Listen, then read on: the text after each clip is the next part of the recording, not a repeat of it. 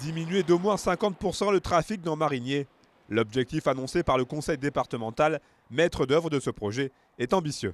Pour preuve, ce sont près de 58 millions d'euros qui sont investis pour une voie nouvelle à double sens, longue de 5,6 km. C'est une étape pour le désenclavement d'une partie de cette vallée et c'est vraiment pour le département de Haute-Savoie, pour les conseillers départementaux, un symbole, être près des entreprises, améliorer la sécurité, favoriser la circulation, la fluidité et soutenir l'économie locale.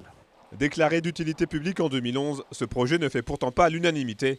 Le maire de la commune y est même opposé et regrette un investissement hors du temps. Notre vallée mérite mieux. Elle mérite un déploiement au niveau de ses infrastructures qui soit à l'échelle de la vallée et non pas uniquement au périmètre de notre commune. Aujourd'hui, nous sommes sur une volonté de développer le transport en commun, de développer les échanges multimodaux, d'avoir une colonne vertébrale qui est l'autoroute, l'axe central et mettre des échangeurs pour desservir nos communes, nos zones industrielles et permettre à nos habitants un meilleur confort dans les déplacements. Le futur contournement aura également comme objectif le développement économique des communes concernées, tout en garantissant une alternative pour l'accès aux stations de sport d'hiver. Le tout dans un souci de sécurisation. L'objectif, il est clair, c'est sécuriser à l'intérieur des agglomérations, notamment Marigné, Thiers, Vougy bien entendu. Nous contournons, nous franchissons le gif, nous éviterons ainsi 2 passages à niveau accidentogènes.